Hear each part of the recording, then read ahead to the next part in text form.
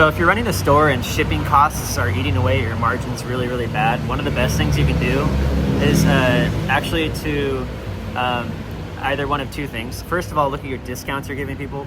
If you're giving people a discount, especially like a 5% or something like that, like we normally do, and your supplier charges shipping, oftentimes with your orders, they're going to end up unprofitable orders. The shipping costs going to eat all your margins because you're going to give away, too much with that discount, and then the shipping costs, since they're big products usually, or they go further away, it's going to be difficult to keep that within your margins. So a lot of suppliers charge for shipping nowadays because it's so expensive, and they're going to pass that on to you as the dealer. So you're going to have to, assume that.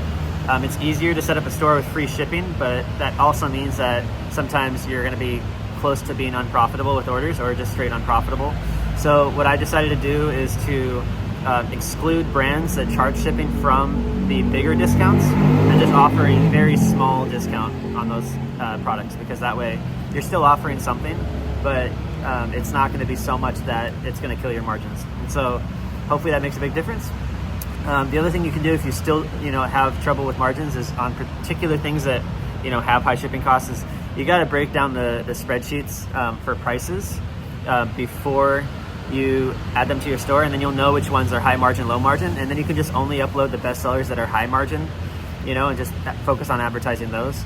And oftentimes what I've discovered that's really, really good is putting together kit listings, like bundle listings, because people like to just be able to choose which type of kit or things you put together within one listing instead of doing multiple listings. So that's a really good way to do it as well.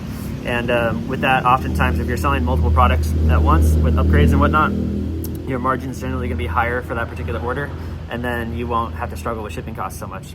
Back in the day, for one example, I had a survival kit store where we sold these little survival kits, and one at a time the margin was like almost nothing, but because of that, somebody bulk ordered like 30 or 40 survival kits in one order, and we ended up making a bunch of money. It was like a decent 20-30% margin on like a $2,000 order or something like that. So stuff like that can be really profitable, so selling in bulk.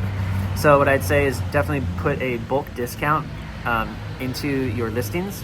Give them like an incentive to buy in bulk. Like, if you buy 10 or more, you get 10% off, something like that. 15 is 15%, 20 is 20%, whatever works for your margins. But figuring out bulk discounts, kit listings, and upgrades within the same product page.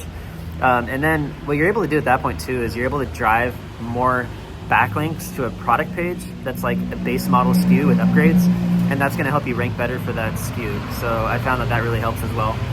It helps with Google Shopping ads as well, because you can drive more like brand or just like base SKU model traffic to that particular listing, and they're more likely to purchase because they can choose a particular type of product they like right through that one listing.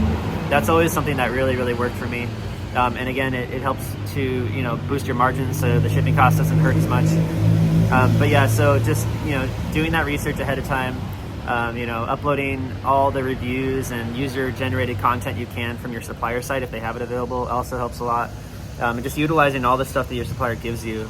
It's a great way to be able to make listings that are more filled out, that are more optimized, and end up being more profitable in the long run. So it's just a kind of a strategy you have to take with high tickets sometimes, is you have to be very careful with your margins, because shipping costs can always eat those out. Eat those out.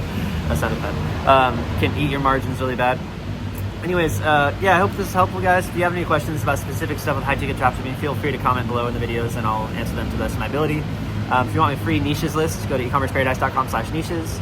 I also offer a done-for-you turnkey business in a box service. Go check that out, ecommerceparadise.com/turnkey, as well as a full-service management scaling package, ecommerceparadise.com/management. More info on that.